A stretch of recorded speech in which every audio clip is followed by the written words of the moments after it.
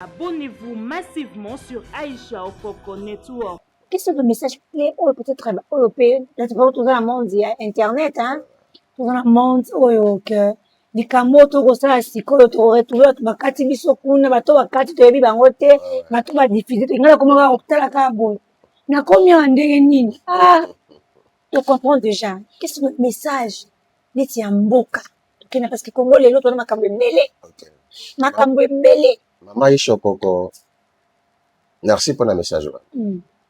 Nous étions en prière avec mon père spirituel, que je rends sa grâce. L'apôtre Augustin, c'est mon père spirituel. Et nous avons appelé ça du message. Nous avons un message pour Namboka, quand il y a confinement. Donc, pour nous réconcilier Congo et Israël. Pourquoi?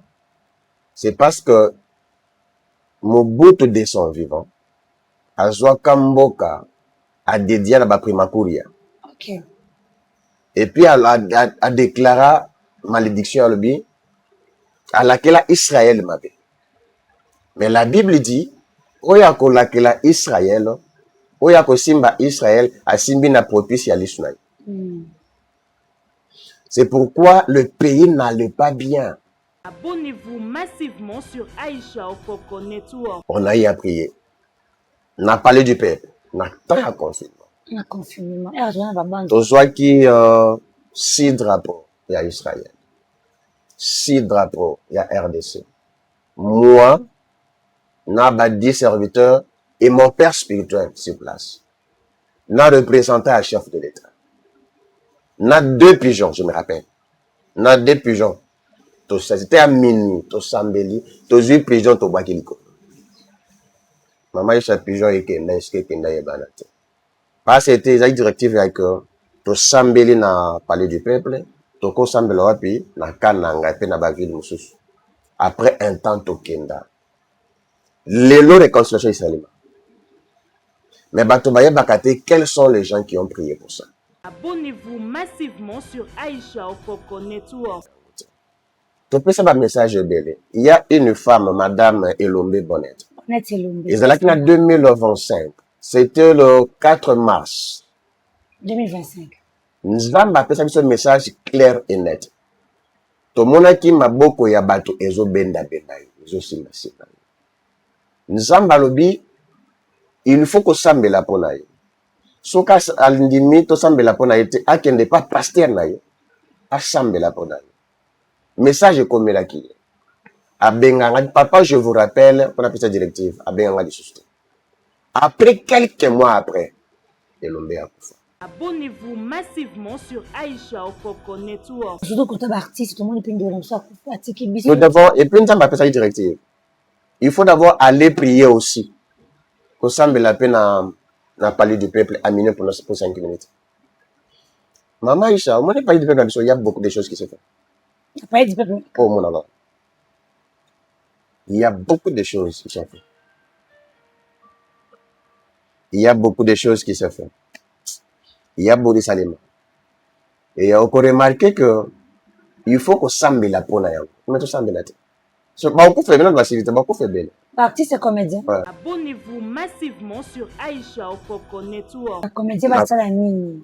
Et dans le bac, il faut un représentant moko ya comédien. Par exemple, la présidente va comédien. Il dit pas ma somme. Oui. Il faut nous appeler. Tout ça, ta prière, moko, attends pendant 5 minutes seulement. On parle du peuple. Ceux qui ont un makokite, nga mona kosenga ordre na document. Parce que tout ça, mais la bonne, on a minute en bataille. Les institutions en boucle. Abonnez-vous massivement sur Aïcha Okoko Network. Ndoki pas boma mutu, abomo le même jour. Mutu basi pas bomi mutu na janvier, mais bacha date ya achevé na décembre. Mais pendant que mutu atambola ça kofa déjà calme. Mais si tu racontes un homme ouais authentique, il va te révéler na moni ozokufa. Faut aussi faire attention Maïcha, le que c'est trop important. Il y a un esprit des morts, il y a aussi un esprit des morts. Comment ça? Abonnez-vous massivement sur Aïcha Okoko Network. Dans une autre manière, babé en nécromancie. Oh, la plupart des musiciens, ça la romingi. Deux fois pour mon tatouage à stade, il faut ça la nécromancie. il va appeler les morts. La plupart des gens que les gens voient dans Kata Basizara Batubakoufou. Nakati wa stade de martyrs. Abonnez-vous massivement sur Aïcha Okoko Network. Net exorciste par exemple, basala andeni. Oh, tozana sango moko bon, basanga bani bisanga, tozana sango moko boye aza un grand exorciste. Soki moto aza maladi nyonso par exemple ake asambeli mpona ye se. Sikoyo basala nini mama Aisha? Bazwaka demo ya monene. Aye kolongola demo ya moke. Abonnez-vous massivement sur Aïcha Okoko Network. Eza na basi mosusu babala bango. Basala divorce te. Ma akende esika nazwa mobali. Et puis na ndako ya libala bozosala sans frontière. C'est un problème sérieux spirituel. Ya solo. Très spirituel. Abonnez-vous massivement sur Aïcha Okoko Network. Par un phénomène mari de un phénomène compliqué. Nazo comme un livre sur ça. Ce sont des êtres spirituels.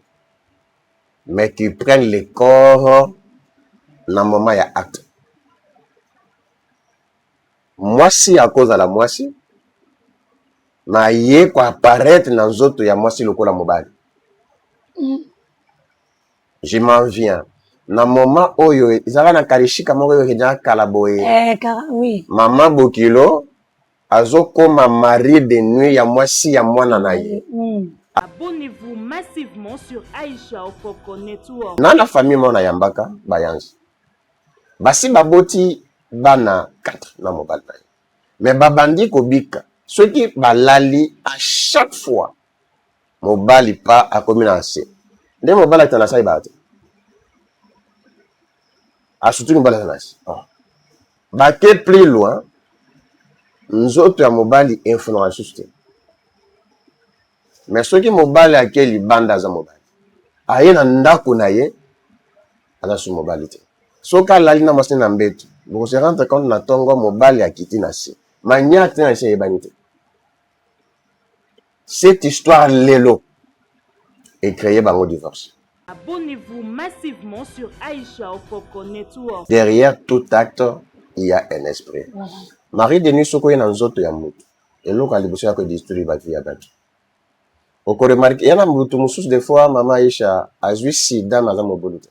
Abonnez-vous massivement sur Aïcha Okoko Network. Une femme a loti a sangani na mobali après 1 mois et demi. A eu qui fièvre, kataka li banda mboka kusala ba examen. Basali examen général, ba kutuna na VIH. Atali likolo atali na se. À 4 ba 3-4 plutôt. Atali na VIH.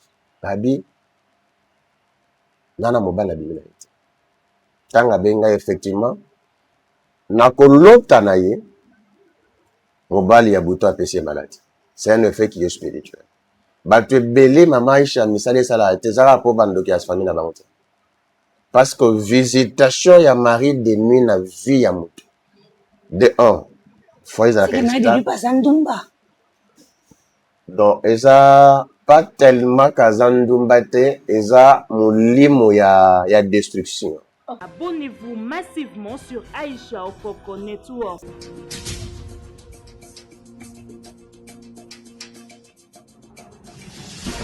Yala yo congolais otimba oyo omonaka vision na musika zwa ide présidence komokanga Makila Lumumba oyo aye kolongola bakongolais nyonso na vie ya kilocataire a partir ya $1000 ozwi lopangu na yo ya 20/10 pe ndambu okopesa malembe grâce ya ba concession oyo présidence komukanga Makila Lumumba atieli ba congolais neti mukanga de na commune ya Maluku pe mukanga 3 a Monga Fula pembeni ya Rocard oyo elonga te tela paysage oza na mukanga 3 rien à voir na mutu aza kovanda na Ottawa na Canada.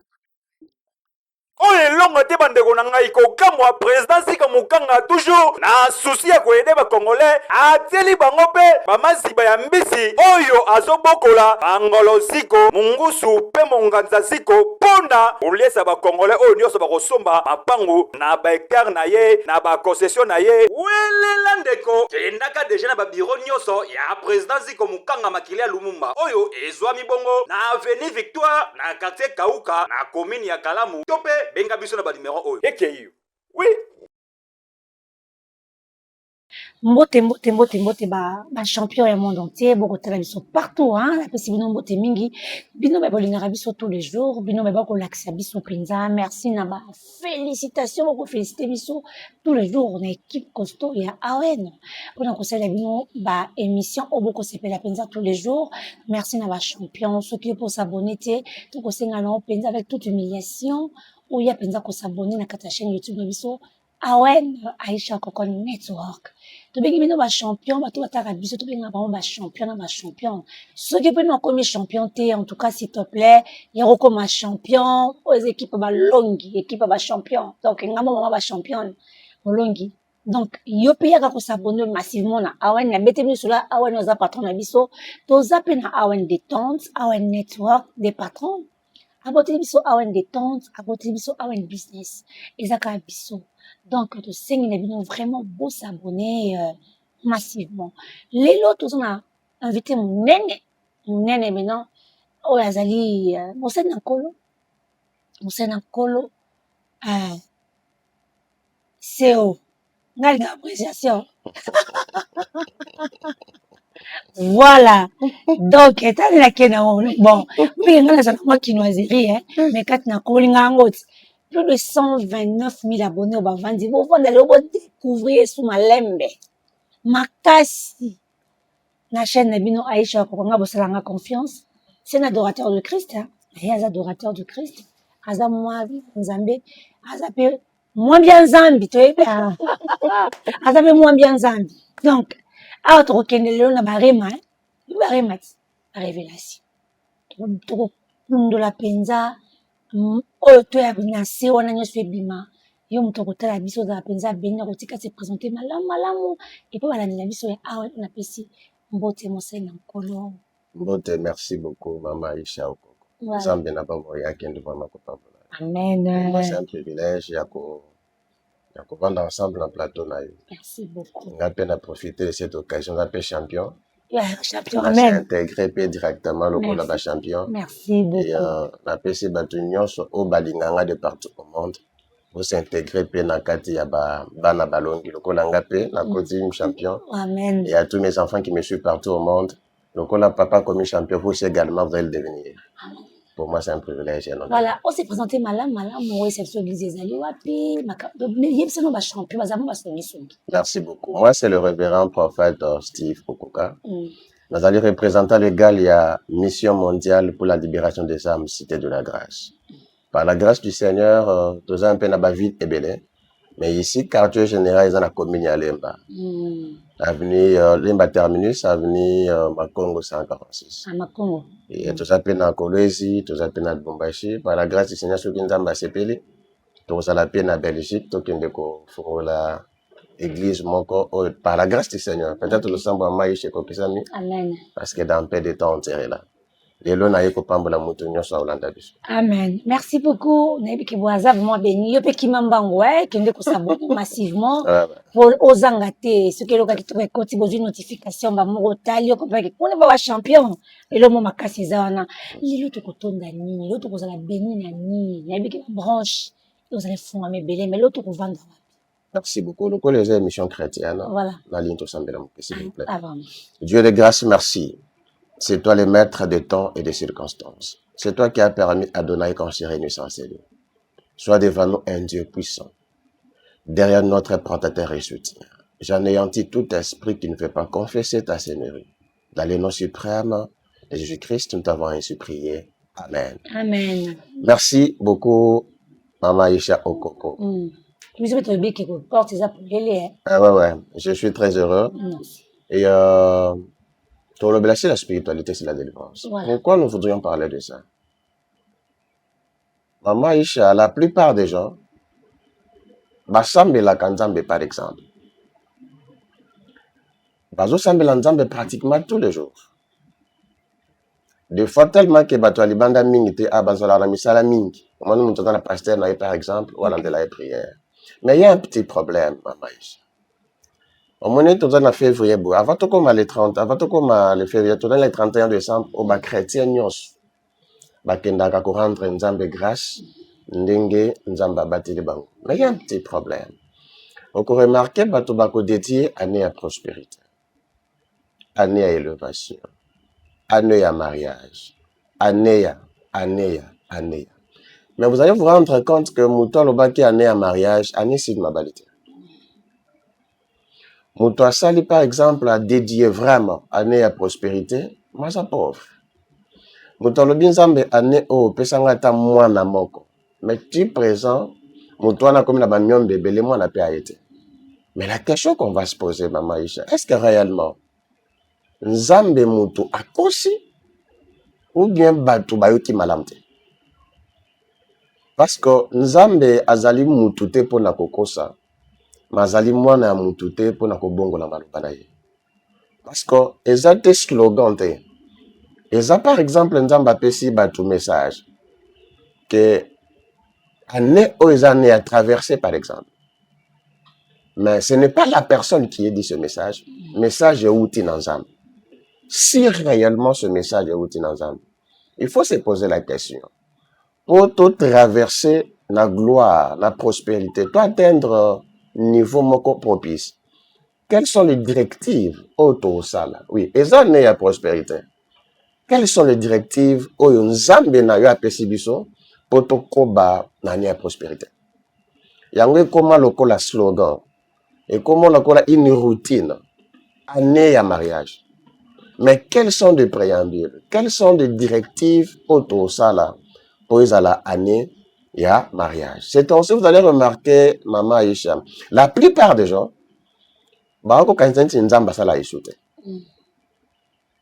pourquoi?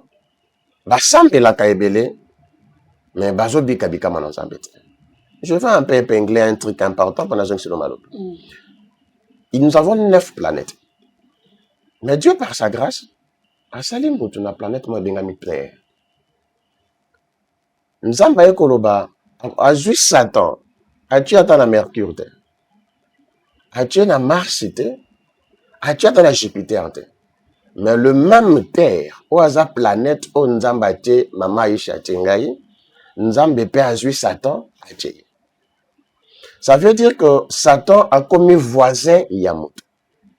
Il y a une écriture qui dit malheur à la terre, car l'ennemi Satan descend avec une colère ardente. Mais moi, je me pose la question. Comment ça fait-il que nous avons Salibisongolo et on a sur planète Terre? Mais je peux Satan à Tchébisson à la planète One. Ok, quand le Satan arrive, il a 3 missions. C'est l'homme Matthieu. Mission à Libosso et à Satan, il y a pas de égorger. Il y a mis balai, il y a qu'à détruire, il y a mis ça, tu peux y a Comment Dieu, le Créateur, a séparé Maman Aïcha, Atianga, voisin, il y a 3 missions, et ils ont bébé sa vie à battre. C'est pourquoi vous allez remarquer le 31 décembre, Batouba dédié à Kane. Donc, au monde a Moutoupe, Satan paye à Yak. Kolongola, Oyo Batou, Basala. Il y a un petit problème, Maman Aïcha. Qu'est-ce que Satan fait? Au comment on a Moutou, ici, à côté, il y a un prophète, un pasteur, un apôtre. Alors, pour un problème, des fois, il y a Kobi Kanayo. Il lui faut tomate la Ngombata pendant 4 jours, par exemple. Moutou a un problème à se soumettre à la directive Yanani, il y a pasteur. Parce qu'il peut offrande. Par la grâce de Dieu, par rapport à ma économie naïe, à titre d'offrande naïe. Mais vous allez remarquer cette personne-là a péché offrande ma bigité. C'est là où il y a un problème. Il est important, Maman Aïcha, de prophétiser. Mais il est hyper important d'avoir l'autorité de la prophétie. Je m'explique. Et ça, lokola na quartier au Tozali, il y a un esprit et le bas que bato bako matate bako zoate. Nzamba fungoli mutudon parce qu'il y a des sortes de prophéties. Il y a les dons de la prophétie. Il y a aussi le ministère prophétique. Les dons, c'est pour tout le monde. Et ça, lokola maman Ishava na musala, alali na pongi, nzamba bisele okendete. Elle n'a pas besoin d'appeler un prophète. Nzamba pese likabo ya ko avertir y problème avaiko. Nzamba abisi kete abisi mama Isha kete moko ya ba personnel na yo akozwa maladie moko ya mbasu. Par exemple, mama Isha a moni. Ça c'est les dons. Mais mama Isha n'a pas cette capacité à connaître. Voilà le temps de ce cas ministère prophétique et quoi apparaître. Le ministère prophétique il y a qu'à pona komone et pona kolongo. Maintenant, quels sont les gens qui sont mandatés? Il est vrai que les gens, oui, Maman Isha, nous recevons pas mal de appels. Ils ont abattu belé, bazali, ko se lamenter tellement mamiti. Na ka ya problème, Maman Isha, ko se présenter, ko ya et pas ya moutou, facilement. Mais il faut avoir un résultat positif. Quand tu dis que Dieu a dit, c'est aussi dans notre ministère, on a un problème. Quel problème? Pour bien faire un bon traitement, il faut commencer par un bon diagnostic. Quand la personne ou des personnes nous appellent, et l'oko ya liboso, là, au semble la ponauté. Je vais te dire, Tikelangata. Parce que tu as un problème. Moi, je ne suis pas un Dieu. Je suis un prophète. Et il faut na tout dans Zambe ou yaibio malam kolekanga. Et quand le Seigneur va nous orienter, c'est en ce moment-là que Tokoya est pas là. C'est pour vous dire qu'aujourd'hui, on peut parler sur la spiritualité et la délivrance. Et ça va, le bas, ça va. Bon, dans ceux qui vont annoncer la quand même la question. Non, il faut expliquer, c'est pas un problème. Comment les personnes vont intervenir? Faut comprendre. C'est un seul qu'on remarque, la personne va se poser des questions. Ce que Nicolas recommande à catholique, à ton dit, hein. Pourquoi? C'est parce que il n'y a pas de servitude. Je n'ai pas dit que je suis merveilleux. Dans le but que je suis parfait. Attaque un être humain, j'ai des erreurs. Oui. Mais dis-moi, je suis appelé de Dieu. Maman Isha, par la grâce du Seigneur, si dans cette ville, les gens qui me connaissent me connaissent. Ceux qui n'ont pas posté à 10 prophètes authentiques. Ceux qui n'ont pas 5e, tu vas bien attendre la vie. À 22, sans orgueil. Et ça parce que on a eu le temps de comprendre ce qui est Dieu. Si quoi tu y a bon, les gens se posent des questions au Kendoabi. Comment ça fait-il que ce qui est comme non on s'embellit pour nous tout on sait un bon de. C'est ça il faut intervenir bah tout directement comme ta bengi biso amoni boya prophète na mozala boya boyete tina momo avant 17h après on ça eloko. C'est comme bon apenda. C'est pour yo mata comme la mami le kimo sukali mani ni pour la tolo. La directive ni. La directive le kambo a ebisio. Qu'est-ce que pour réellement quel kambo ngeza ndamtalo? Ngana ibiti sikolo na projet de ce mutuna. Oui, c'est parce que na domaine la prophétie, ba tu ba comme na réserve makasi. Mais au mona, même si mo se lanza mais ndinga busolo, mais ba tu ba leki wana. Comme il est bon parler, il a vu qu'on communiquait bien et comme bien, ba tu a touché, mais comme il est cop. Et maman, il y a un sérieux problème dans notre vie. Bateau, moi, en dehors d'être prophète, je travaille quelque part. Ok. Je suis avocat de formation. Je suis l'un des conseillers à ministre Monabok pour ne pas citer son nom. Ok. Donc, Ngana Saïlin Zambete pour la 500 enfants. Il y a certains prophètes, pour ne pas dire plusieurs, ou des fois, à jouer classe à Malonga autant à jouer église copé à papa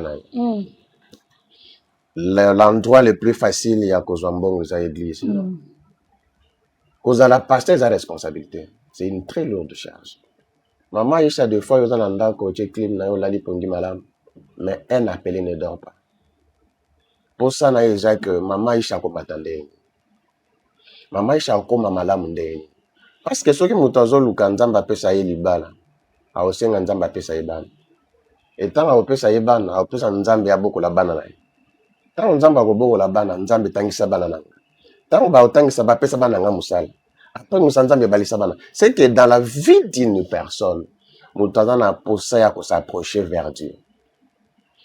Maman, je suis allé là, les gens me voient ce que je suis devenu aujourd'hui.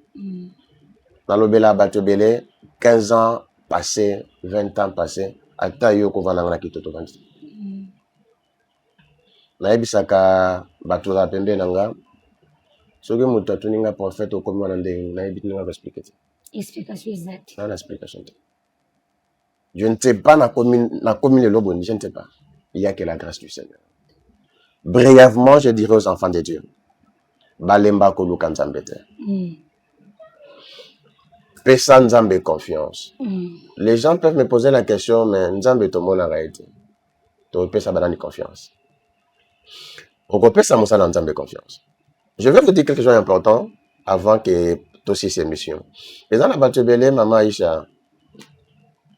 Bana ba symptômes et esprit de mon baïbat. Tout le temps la Bible. Magana lo baga tout le temps la Bible. Moussa dans Nzambe. Tout le temps la Bible. Tout le temps la Bible. Tout le temps la Bible. Il y a des choses que tu vas comprendre. Tu vas aveugler dans le ciel, il y a quelqu'un. Comment ça fait-il les gens disent que c'est Satan qui est fort de faire quelque chose? Tu vas dire que Satan a muto saraka. Et ça le coup la muto ko bisanga tete amaisha asimbikisi pas comme azalelo. Mais tu vas sacrifier sur ça. Tu vas des fois bisika oyo lalité pour comme azalelo. Vous comprenez? Les gens vous voient aujourd'hui, maman Ishoko Kaïben. Mais le sacrifice qui lui a rendu d'être ainsi, tu vas éviter. C'est ça. C'est pour vous dire que Tinamo y a le nom des hommes vrais et puissants. Mais ce qui est important, les gens qui ont bateau balinga basal entend madame. Voilà. Il y a le content de balinga. Bateau balinga quand les gens brandissent. Maman Isha, je peux vous dire, chaque jour par la grâce du Seigneur, nous avons un témoignage belé. Il y a un pasteur Charles, il me suit dans la Londres. Un pasteur, il a une très grande église. À côté, c'est sa femme qui m'a suivi. Anna coma pendant 5 jours. Sa femme m'a suivi. Abenga ba prophète ebele. Je suis touché par cet homme. Aujourd'hui, les gens appellent les gens, non pas parce qu'il y a aucun zambete. Ceux qui est pas à l'okola wanat. C'est ça. Mais quand il est l'okola batunyo, c'est un mec qui abenga 10 fois na yambate. J'étais en pleine prière. Appel tellement ébélé. Nous avons plus de 57 appels. Nous avons benga kakaï. On a rappelé à Gangi, je ne pensais pas qu'on va vous rappeler. Ngabi, effectivement, ce n'est pas moi qui vous ai rappelé, c'est Dieu. C'est quoi le problème? Abandi ko explique ngazolel. Nabi pesanga 30 minutes. Maman Isha, je priais avec mes serviteurs pendant 30 minutes. Nazongeli. Ngabi, nan repesa au prophétie. Kendega kana miri ya isika mobile nazali. Simba kambi moi je vais prier. Après 5 jours ya koma. Maman Isha na sambela nzambe pendant 5 minutes ya papa. Nana lobi a mente la salle ça ya mutakoso. Je dis témoin na kola je témoin avec moi. Lelo na koma mentor la. Amen. Na koma zo 10 église na yi. Donc pour na ye nzambe likolo ngana si. Mais c'est un papa de 60 ans. Nzambe Dieu m'a fait grâce. Lena linga kosakola so mutute. Ouais pour lui. To sakola bato belé. Maman Isha, tout le bébé pour la maman beaucoup. Tout le bébé. Il y a les gens qui nous connaissent. Tant que nous ça que la moto il touche les problèmes, mais il ne touche pas les sources. C'est ça. Et maman, je vous avez remarqué, tant que bateau bazal copier sa message par exemple, montazo peut sa message, montazo prophétiser, azo sakola, il touche au problème. Mais touche la source, c'était. Parce que la personne qui appelle cette personne, on a posé ça, non pas quand ça l'aura pas été. Et ça, on a par exemple, montazo sakola, ngai prophète, tomoni, tomono sombi mapango misatu, na mois ya mars. Si quoi il faut y bisanga, na ko sala ndenge ni, on a somba yango. C'est très important. Très, très important. Parce que tu as un message, oui. Nous, on se pose des questions. Ouais. Et comment on est très, quand tu disais miracle, est-ce que c'est obligatoire?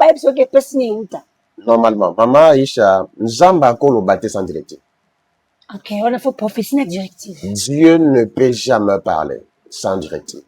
Quand Dieu parle quelque chose. Dans le bagage, c'est trop important. J'ai bien écouté ce que nous avons moni motema Abraham. Nous avons sengi son fils unique. Pour nous, il y a des problèmes sérieux. Mais c'est quoi? Il y a mon fils unique, il y a aussi Ah ouais. Et tant que parce que pour la comme à Maurice, tu vas faire 3 jours de marche. C'est très prophétique. Mais à ça, na moi nanaye, papa mukolo, andimi atambra na moi nanaye. Et moi, on a posé question, mon papa, chaque fois, parce que c'est pas la première fois. À chaque fois que bakenda kofri, nanzambe. Mais mais tant que commis na sacrifice intime privé. To benga kango logo yati. Or que Nzambe akoki kopambola Abraham te. Ce qui est je m'explique. Tant que commis parce que Abraham a trop mukolo que moi. Son fils avait tous les temps. Il y a aucun mais comment un vieux papa a ligoté moi n'a pas été na hôtel. C'est que tant abimisi mbeli atomboli mbeli n'est-ce pas? Atomboli mbeli nzamba zolobati. Abandi ko kita mbeli nzamba zolobati. C'est que tant mai Abraham ya miso ebini. Nzamba munisi ko mbeli oyo eke na kingo mbala moko. C'est là que Dieu a parlé. Il a parlé un truc important. Le dit, ne touche pas ton fils. Pour les moments, je sais que tu m'aimes. Mais c'est bizarre. Pour les moments. Pendant tout le temps qu'Abraham a marché avec Dieu, le gibier ne peut pas sortir sans qu'Amon n'a disponibilité de Mamoutoute. Nous avons deux sortes de serviteurs. Il y a des serviteurs chasseurs, il y a des serviteurs bergers. Expliquez-moi. Merci. Serviteur chasseur, ce qui a été Zamba par exemple à Maïcha. A sali toute une journée na Zamba, a joué le côté. Que na zela na yaktana mona nyama muke, abinano, na otika été fona mboma. Et quand je vais sortir, je vais leur brandir. Na l'exi journée moko ya mabe. Mais Zamba pesinga ata mwana muke ya nyama oyo. Là, c'est un serviteur chasseur. Mais ce que serviteur berger, tant à okota na Zamba, a joué le côté. Ata kutani na nyama a obomaite. Ako memaye na ndako. Ako banda ko boko la yo. Parce que nyama wana un jour a robota. Azalaki moka okoma mibale. Mibale akoma misatu. Misatu akoma 5. 5 akoma 10. Pourquoi okoma 10? C'est parce qu'un berger a pris soin de lui. Mais il y a des pasteurs, quand ils racontent quelqu'un, bah, c'est la Nikawa. Continuité Exact. Suivi pesaté. Exact. C'est ainsi les lots, bah, tu belé, bazo, bébé, c'est évangile, c'est ça. Merci beaucoup, mon Sakoli, en puissant de Dieu. C'est comme ça que j'appelle mon fils. Ouais. En puissant, parce qu'elle a oracle. Comme on a cité mon jour, je te bénis. Et il y a grâce, Chadi. Parce que, sur un message que, dans une moissima, si on a 4 ou 5 aux alans, on peut s'appeler un message pour l'amboka.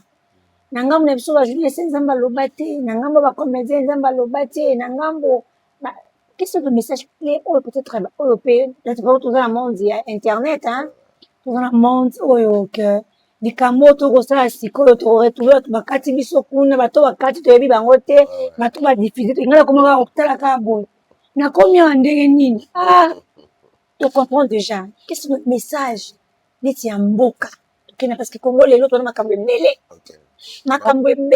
Maman Ishokoko, merci pour le message. Nous étions en prière avec mon père spirituel, que je rends sa grâce. L'apôtre Augustin, c'est mon père spirituel. Et nous avons appelé ça un message. Nous avons un message pour Namboka, quand il y a confinement. Donc, pour nous réconcilier Congo na Israël. Pourquoi?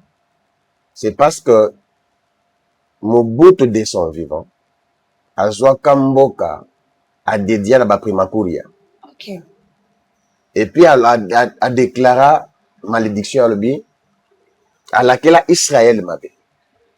Mais la Bible dit, oya ko laquelle Israël, oya ko simba Israël, a simbi na propice ya l'Israël. C'est pourquoi le pays n'allait pas bien. Dans mon cas, il n'y avait pas une ambassade d'Israël là-bas. Dieu nous révèle dans il y a Saint-Esprit avec mon père spirituel que moi je dis ici, apôtre Augustin. On a eu à prier. On a parlé du peuple. On a tant à confinement. Na confinement. Tout soit qui 6 drapeaux, il y a Israël. 6 drapeaux, il y a RDC. Moi, n'a 10 serviteurs et mon père spirituel sur place. N'a représenté un chef de l'État. N'a 2 pigeons, je me rappelle. N'a 2 pigeons. C'était à minuit, tout Sambeli, tout 8 pigeons, tout Bakiliko. Maman, il y a un pigeon et qui est banate. Parce que c'était une directive avec tout Sambeli n'a parlé du peuple, tout Sambeli a puis n'a Kananga et n'a pas vu de Moussous. Après un temps, tout Kenda. Les lots de réconciliation israélienne. Mais Batobaye Bakate, quels sont les gens qui ont prié pour ça? Il y a une directive Nangomba. Toujours directive. Toujours directive. Et mon père spirituel, c'est lui-même qui a même conduit cette prière. Tout ça, la cérémonie devant le délégué à chef de l'État. Les lots de réconciliation israélienne, les lots tous en ambassade d'Israël, les lots. Mais Baïba Batoba Sampé la pour la route. Tu peux savoir un message belé. Il y a une femme, Madame Elombe Bonnet. Et c'est là qu'il y a 2025. C'était le 4 mars. 2025. Nous avons appelé ça un message clair et net. Tout le monde qui m'a beaucoup ya bato ezo benda benai, ezo sima sima. Nous avons balobi, il faut que sambe la ponaye. Soka alindimi to sambe la ponaye te akende pas pasteur naye, a sambe la ponaye. Message comme la qui. Abenganga, papa, je vous rappelle, on appelle ça directive, Abenganga di susto. Après quelques mois après, Elombe a kufa.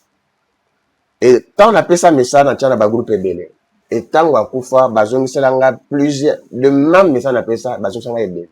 Ce qu'on n'a pas, j'ai acquis Makambo. Il y a beaucoup d'émissions, puis ça lit Alain Dele, le PG, c'est Gazalinza Bapambola. Alain Dele, bonjour. Et Ndeba Yambanga. Et j'ai des gens aussi dans le banda Mboka qui me soutiennent à partir de l'émission. Batu Bafinga, c'est notre pays. Nous, c'est qui papa. Batu Bafinga, Batu Baloba. Mais il y a des gens à travers l'émission, ils ont battu Ebele, Babika Bika Manazam. Naye kopé sa message Moussous. Namoni liwa ya Baptiste. Baptiste comédien. Baptiste musicien, profane ou bien chrétien. Liwa ezala makasi. Ceux qui n'a pas émission précédente nabiso, ceux qui m'a maïché ils appellent muto lukama mi au retrouver yang. Les lotants ba comédien bazoko on avait déjà parlé. Batu ba monaka ceux qui nzamba lobi ils banalisent. Ba monaka baloba kak parce que tout le monde n'est pas mandaté la même chose. D'abord, mandat ya mutu ekese na batu mususu. Mama Isha, nous avons la chaîne à eux. Chaîne à eux, chaîne à batu mususu.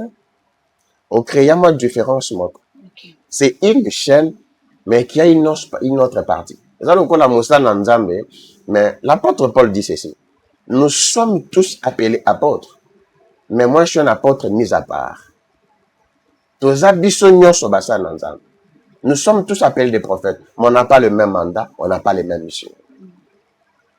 Et les cas, on a fait beaucoup de choses. On a parlé beaucoup. Mais pour surtout quand tu es artiste, tout le monde peut dire ça. Nous devons, et puis nous avons appelé ça une directive. Il faut d'abord aller prier aussi. Qu'on semble la peine à parler du peuple aminé pour 5 minutes.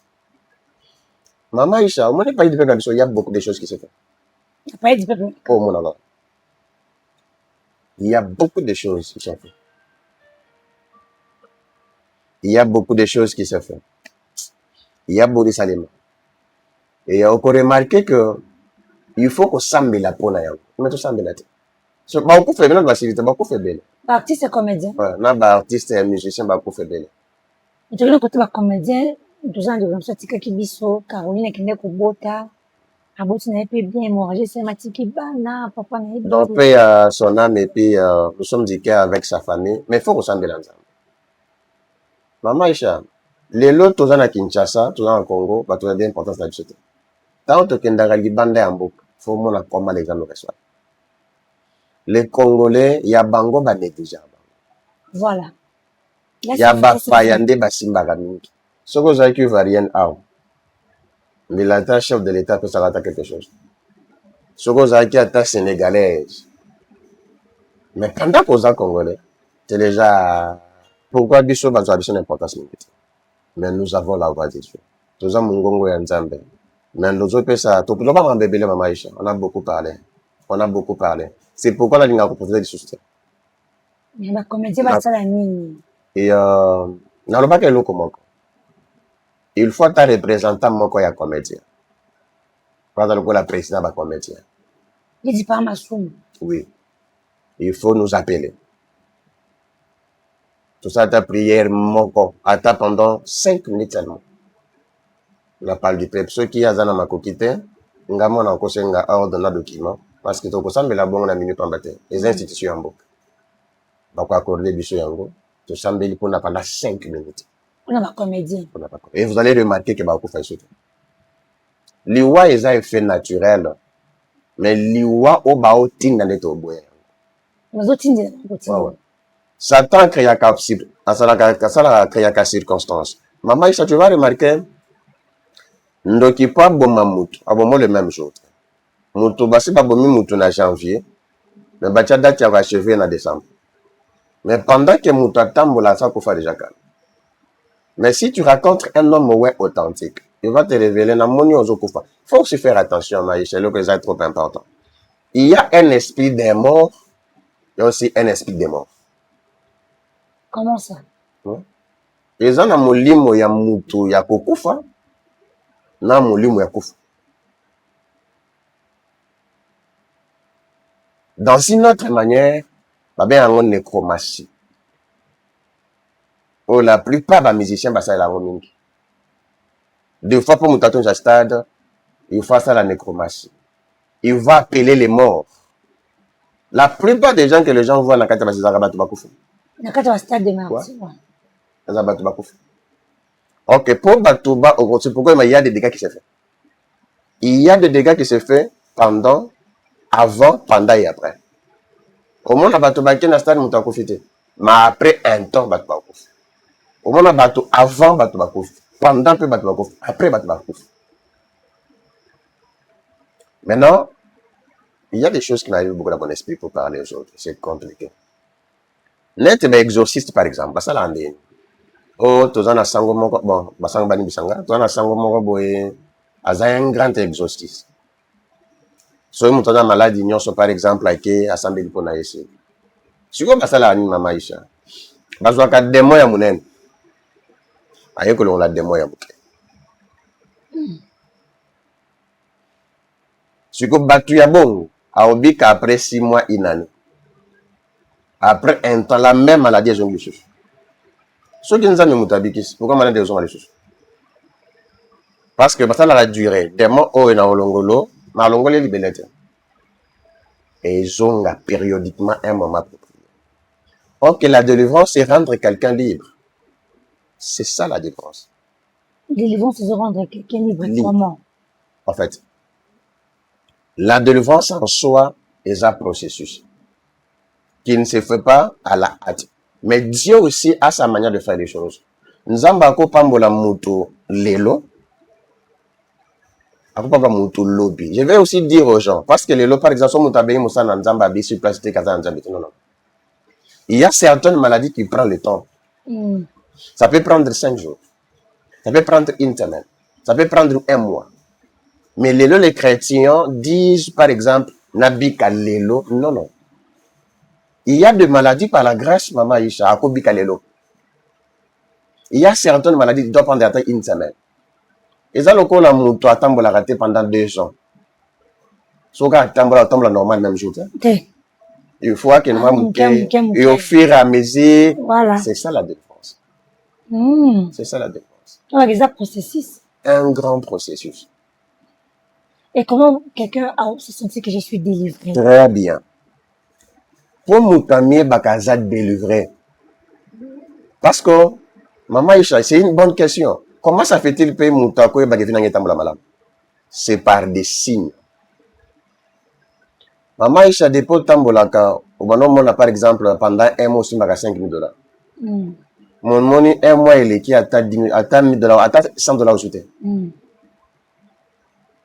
Deuxième des choses, on peut remarquer des échecs répétés. Il y a pas de problème. Ce qui est dans musala na yo, ba ozwa batumsu ba zokayote. Fiancé ya malamu ako ya pa bala yo. Mais bokomi na moment ya libala ke. Le but na dans moi na moi sina dans lenge. Christophe Aroya. Tellement que tu es très belle. Christophe Aroya. Quand vous bandit procéder à libala. Christophe Akeye. André Akoya dans la jeune fille. Mais H pèse ok. Quand tu vois les échecs répétés. OK. Pour moutoyer bakina délivrer. Les échecs étaient répétés et longués à cause d'une abondance en c'est ça rendre quelqu'un libre. Dans laquelle moutouna otambola des fois na makon. Peut-être que tambola vous appelez maloba mabe. Parce qu'il y a aussi quelque chose en Maïcha. Il y a dans la parole prononcée, il y a des aspects.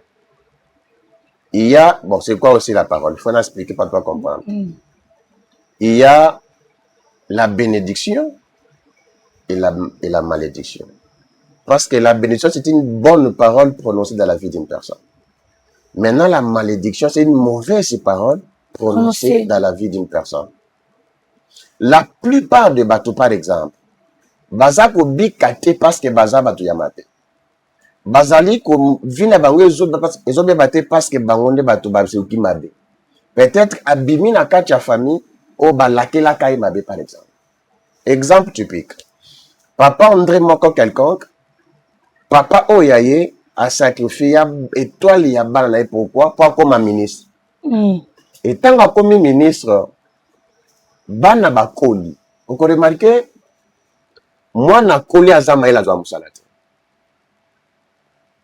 Conséquence wana, eza ya mwana te. Eza na histoire. Ezo wuta isika ya papa na bango. C'est ainsi Jérémie azo bego trop papa bi.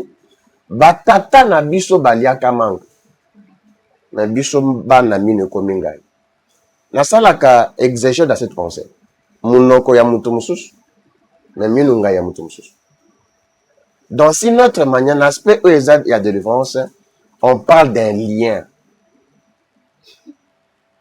Parce que muto ya bimi na maloba la kela mabe. Tu peux être belle. Babalio lelo lobi libale profi. Pourquoi? C'est parce que baloba ka est pas na bino que yo ko balate. Et puis ko balate. Maintenant, comment faire pour muto alongwa na maloba ya mabe? Ça, il faut d'abord que ça la délivrance. Par directive. Et ça, la belé, maman, Isha, kenda poto, mais ça, on a la poto. Mouta kenda kolwezi, mais Dieu ne le voit pas là-bas. C'est pourquoi, Azolo Kamukanda, Mukanda Yana Wote. À sali 10 ans, 20 ans, Mukanda Swakate. C'est parce que Dieu ne le voit pas là-bas. Zambazo Monena Congo. Au Mona Zona Congo a pas foutu. Parce que ça, ma belé, il y a les pambolina. Na poto peut-être na kena nga poto mais tu vas pas là-bas. Est-ce que réellement il a battu belé maman il s'appelle bakota mabale ya bangote hein. Avant d'isika pona boko la bana. Même pas ko boko là-bas. Il faut que yeba pourquoi les balles zanga tu zanga na ndeni. Ayi bona ndeni. OK. Les balles ya makeli la tout le monde. Yo sala ka mabe. Sala ka. Ata yo lo bimi lo malamu e pa na ye lo bati. C'est parce qu'en réalité, tu n'es pas dans ce mariage. Je ne dis pas que marié non, des faits réels. Voilà. Le jour que tu vas te rencontrer, n'a un homme de ta destinée. Parce qu'il y a le karma et la destinée. Quand on a un homme de ta destinée, maman Isha, repère Sanzambe, merci. Lokolo ya el sapata lokolo. Et dans la batumsuba na musali za karma na destiné zani. La destinée, eza eloko nzamba sa prépara. Maintenant, le karma, eza salaire ya musala ya mutu. Par exemple, maman, il s'assale à Batubola Moumingi. Mais les gens le paient toujours à monnaie de change. Maintenant, ce n'est pas maman qui va se venger. C'est le karma de bien qui se vengera. Ok. Attends, maman, il a l'obité. Attends, maman, il a tangi kandate, a sambelité. Le karma elle-même parlera à ta place. C'est pourquoi le karma existe. C'est pourquoi il est important de faire du bien. Pas le karma des biens aussi existe. Et les arèmes. On les a maman na arèmes. Parce que batu bakindara na karma na basens aussi soit. Mais ngesi ngana religion na yo mona les révélation. Maman, il a le bien faire. Ce que, admettons par exemple. Et puis je vais dire aussi aux gens aujourd'hui. Ils en ont basé moussou sur bala bango. Basta la diversité. Ma kende si quand on mobile. Et puis nanda kwa liba la besoin de s'enfanter. C'est un problème sérieux spirituel. La solo. Très spirituel. La solo kabon façon sambon abatu. Attends, la besoin de signer c'était un symbole. Parce que tu es lié à ça. Toute ta vie. Tu es lié à ça. Ça, vous comptez dans le domaine, il y a droit. Sur les plans spirituels, il y a ça. Tant on va te il faut un symbole seulement. On paye ça $2000. Je vois ta symbole, il y a $100. On paye ça ta famille, il y a mobile. Il était les balles, les athées. Tu as un bon gars qui a diversité. Pour ça, là, ta divorce par protocole d'accord. Beaucoup de légalisation, mais vous avez $100.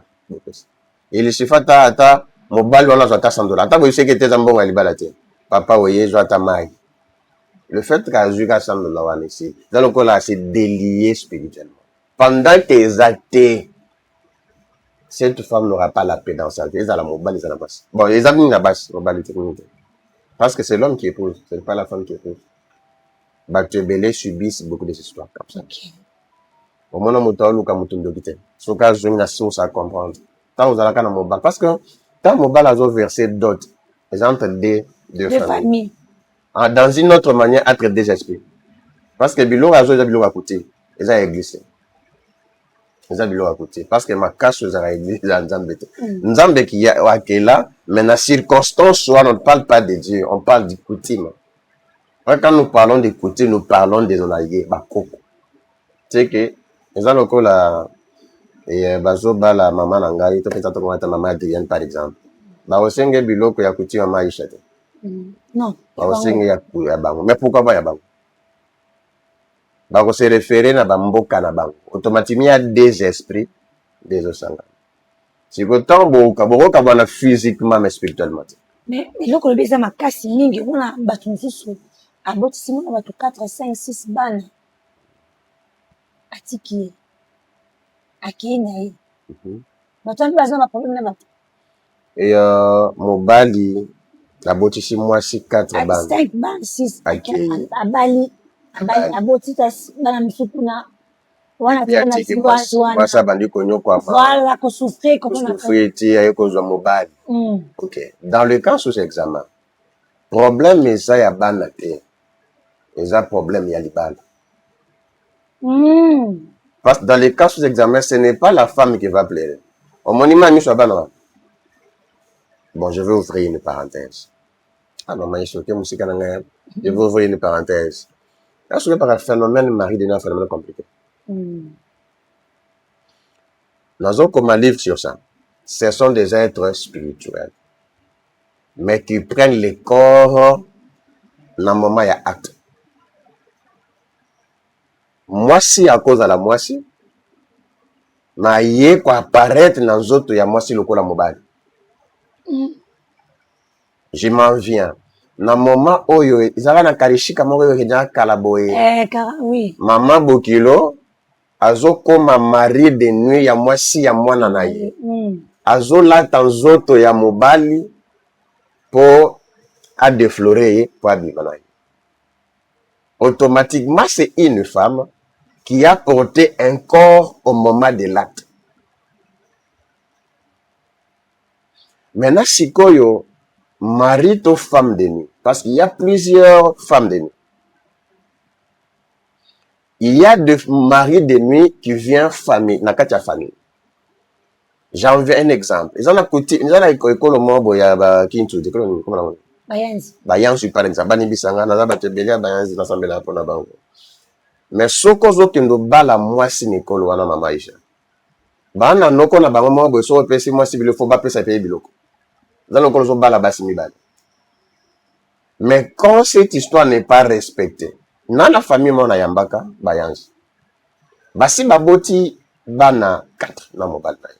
Mais babandi kobika, ceux qui balali à chaque fois mobali pas à communauté. Dès mobile est na saibate. A surtout mobile na nasi. Baké plus loin, nous autres mobile influence système. Mais ceux qui mobile à quel banda za mobile. Aye na ndako na ye ana su mobilité. Soka lali na masina na mbetu. Vous se rendre compte na tongo mobile ya kiti na si. Mania te na se banité. Cette histoire lelo est créée par un divorce. Parce que comme à un moment il y a bakabwa. Ba yeko consulter ngai.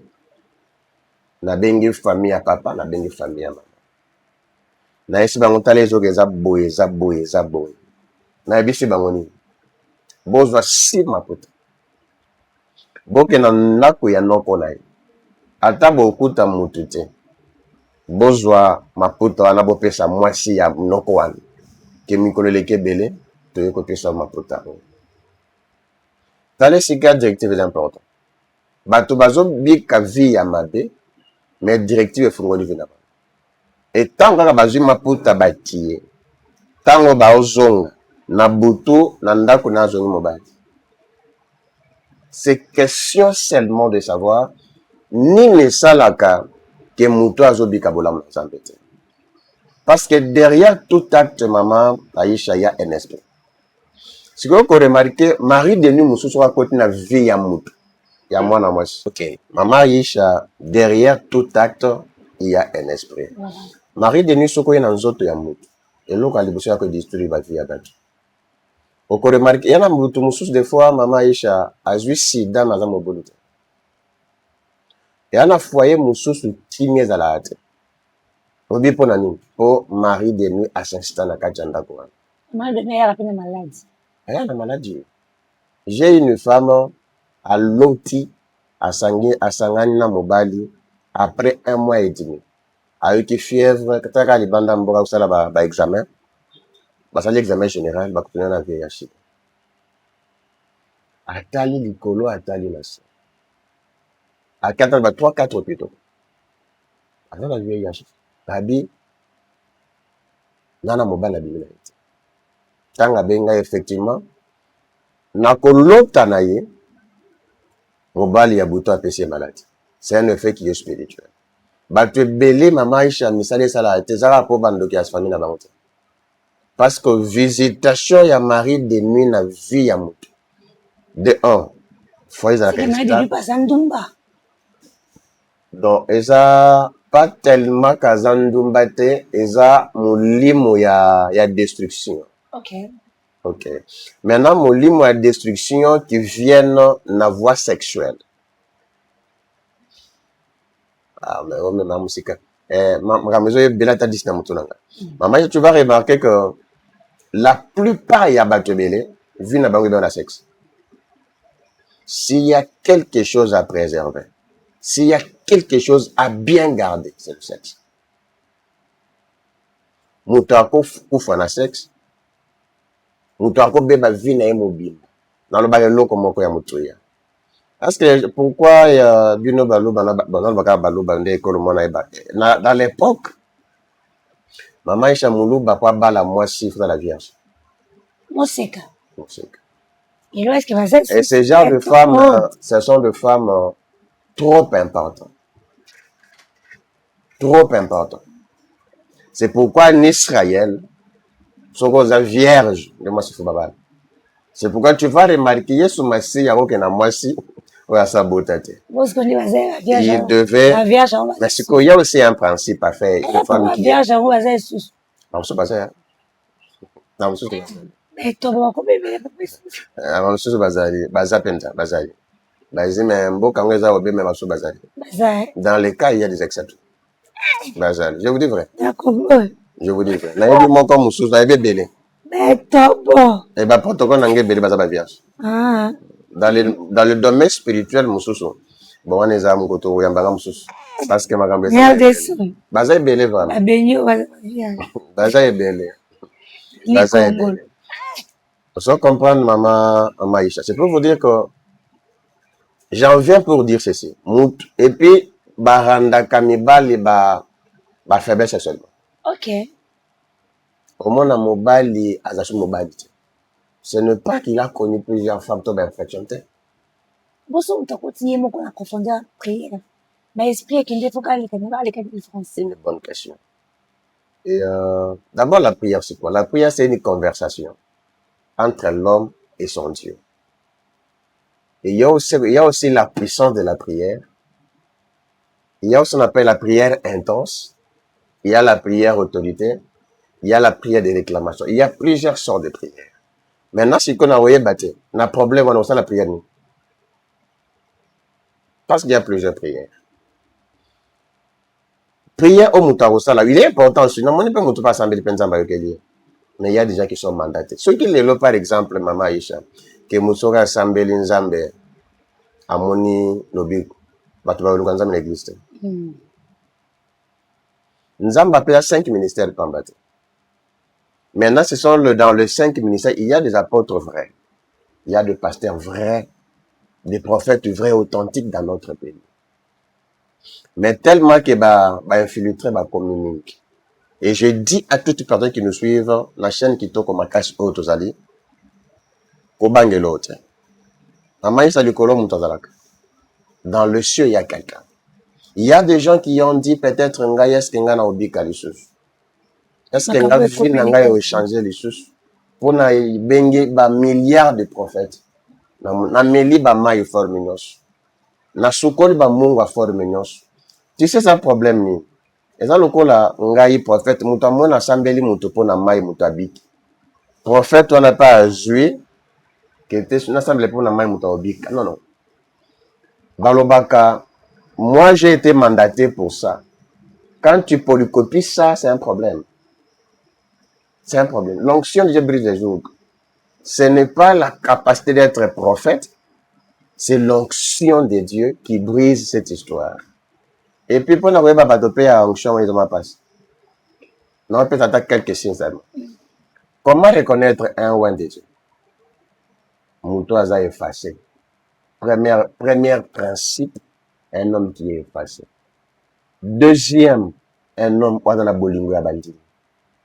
Maman Isha, tu peux avoir un problème sérieux. Ce n'est pas seulement, il y aura une photo, ça va faire ça. Au Ebsinga problème na yo. Il faut que na mawa na motema nanga. Que kama jamais consulter, quand on a monté à consulter juste. Et l'eau bosso, c'est une compassion. Quand Jésus racontera la veuve de Naïn, première chose, Jésus eut compassion de cette femme. Soko yoki mutu mawa, o sambele nzambe na motema. Mais soko moni mutu loko la cop. Il y a déjà 5 000 $. Hein. Voilà. Si quand je pose la question à Maïcha, si quand 5 000 $, c'est quoi yo? Bon, si on me la comme ça, là, j'aurai 500 $. Attends la route. C'est que nous avons priorité à 5 000 $. Je venais à peine de prier pour une femme, Maman Maria Messiga dans la Belgique. Absinga prophète, non, a problème sérieux. Mais pour le moment, on a un bon côté. Naebi que Nzamba Azali. Pour ce côté, j'ai un bon gâteau qui est secrète. Naebi singa, naebi siye boyo. Ozamo na ngaka pona secrète. Ozamo na ngaka pona Nzamba tia na nzela na ngai. Un jour, puis tu pas manquer. Le paix que Dieu me donne, la repêchage. Et à moi, dans la France, maman Christelle. Abisinga papa mbalo na bafuti ngaite. On a ba facture au foot. Na bengi que si na ngaboti de 500 $.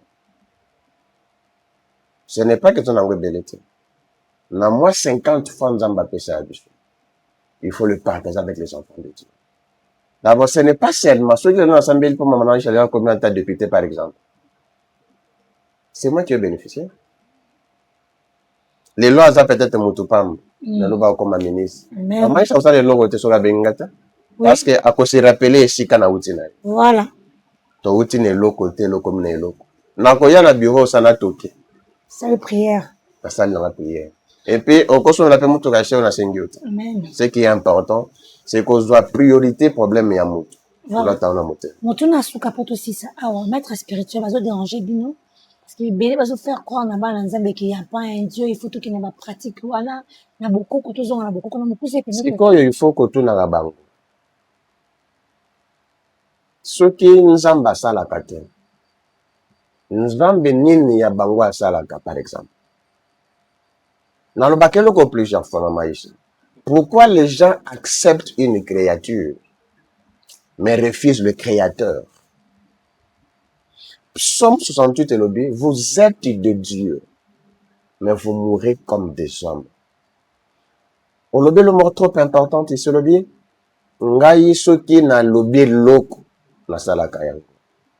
Alors, tant que ça la kayango, je ne pense pas Maman Aïcha, pourquoi Maman Aïcha lolo. Au consultant maître spirituel. Le lopo kende poto pose à la pembeni à mon profil na. Est-ce que kende pas maître spirituel? Alors, pourquoi? Dieu fait à son temps. Ce qui est aujourd'hui un peu racial, c'est quoi? Bandimba trop pressé. C'est pourquoi bah écoute on a ba faux mingi. Il y a un moment Maman Aïcha. Un jour, na kosenga opo na ngolu na zambe. Ochelinga maître spirituel là, ochelinga. A démontrer nga ndenge nzamba za nzambe te, ndi yaza na nzambe. Parce que to comme na tango ya Elina ba le prophète de Baal. Parce que l'église va très mal.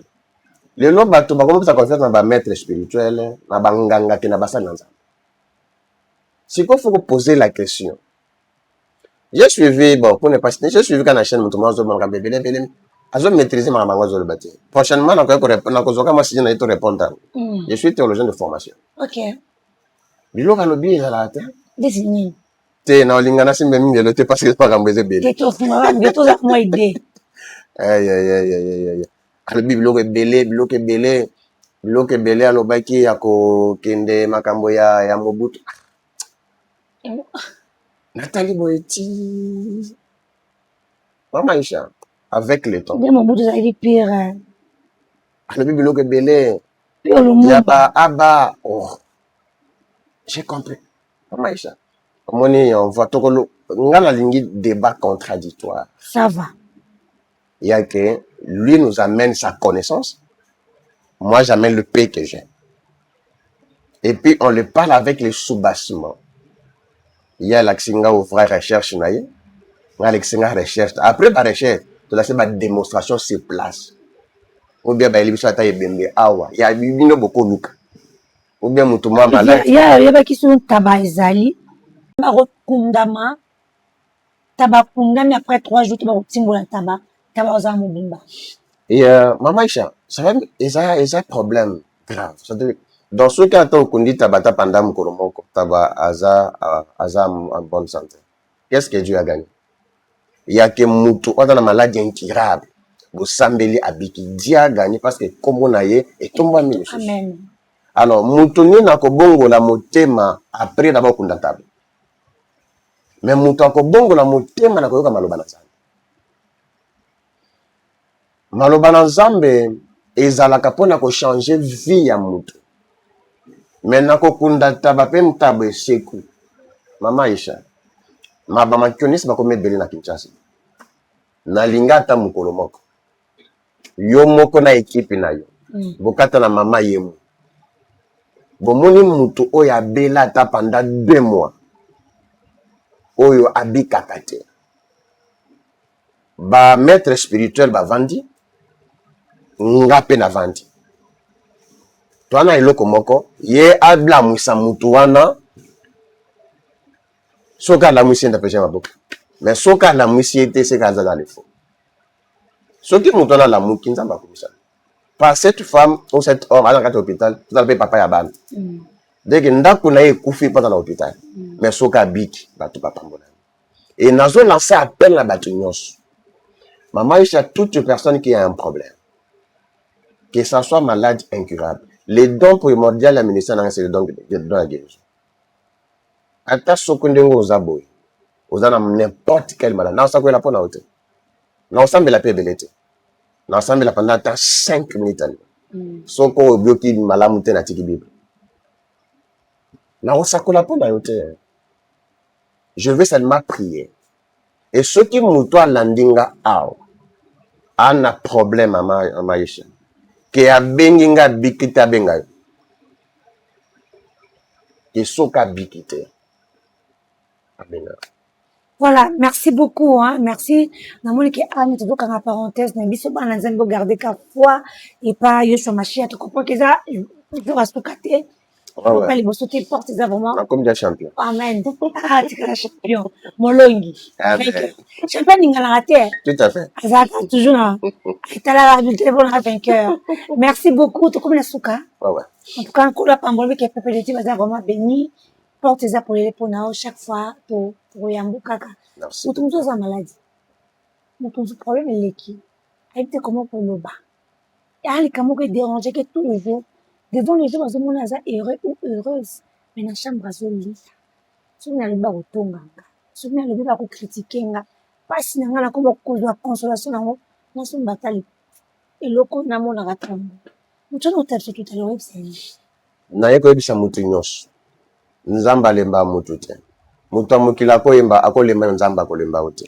Il œuvre les circonstances de la vie esali en sorte koza na kati ya chambre. Oui, problème wana ebebi me nzambe abebi te. Amen. Maladi wana esimbi nzoto me ebomi yo te. Amen. Soki ozalaki na foi ya ondima, remonte encore dans la foi. Dans le ciel, il y a quelqu'un qui est capable de restaurer. La restauration, c'est remettre la chose à son état initial. Ce que l'obo koyaki, les lonzamba ont relevé. Tu as confiance dans Nzambe. Ndima que 2026 années. Parce qu'il y a un changement de chiffres. Entre 2026, Maman Isha, et ça, non, Nzamba Kela Moutou. C'est que le 6e jour, Dieu a créé l'homme. Et j'annonce à toute personne qui me suit. Si quand Nzambe n'a pas moyen, a qu'il est l'angaï. Oyo luka kala Nzamba pesa yo. Wana kacha mbeto hôpital la muka lobake na biki na kombo na Yesu. Wana ba problème, lobake Nzamba pesinga solution. Quoi? Toi, tu ne mourras pas. Parce que tu as la promesse. Tu es le fils d'Abraham. Tu es le fils d'Abraham. Tu ne mourras pas vers les temps. Tu vivras. Et tu verras les œuvres de Dieu. On a posé à Zoabiso. Au Bengi Biso, on a plus 243, 89, 940, 40. Nzambe nabilaka apambola yo. Sonano yamba Yesu Masiate. Yamba Yesu Masi mokonzi. Pe mobikisi na yo. Pe Nzambe na bomo. Merci beaucoup, Maman Isha. Merci beaucoup, je suis très heureux. Merci. Amen. La ligne prochainement, tu as 4 et 5 bureaux. Amen. Pour le coup, Nzambe dans la manifeste. Amen. Bien. Merci, n'a pas caméraman. Na Maman Zapembe Nabiso Nzamba Kanisela Bangonyos. Amen. Béni. Ok. Merci beaucoup. Bon, s'abonner massivement. Numéro ya Monsieur Nzambe Tonchi Adinangwana. Pour bonne pour son nez, Bengi Biso. Merci d'avoir une prise de vie. Ce qui est dans les lots de paillettes et tout côté à l'issue. Bye bye.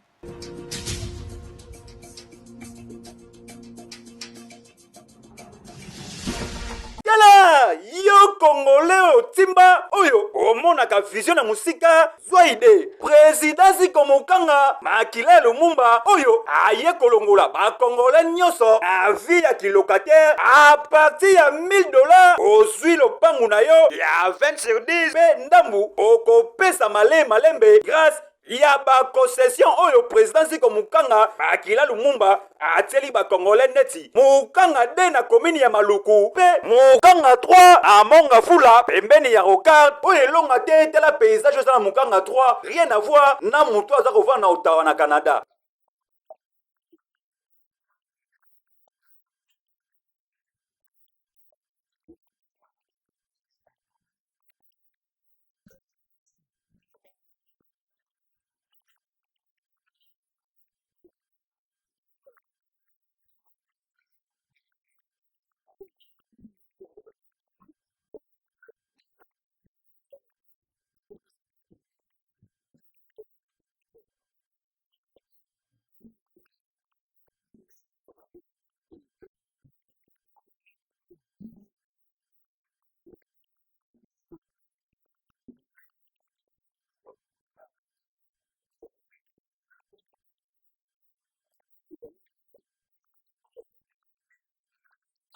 mbongo te bandeko na ngai kokamwa président Sika Mukanga toujours na souci ya koyede bakongolais atieli bango mpe bamaziba ya mbisi oyo azobokola bangolo ziko mungusu mpe monganza ziko mpona koliesa bakongolais oyo nyonso bakosomba mapangu na bahectare na ye na baconcession na ye welela ndeko kendaka deja na babiro nyonso ya président Ziko Mukanga makili ya Lumumba oyo ezwami bongo na avenue Victoire na quartier Kauka na commune ya Kalamu to mpe benga biso na banimero oyo ekei oui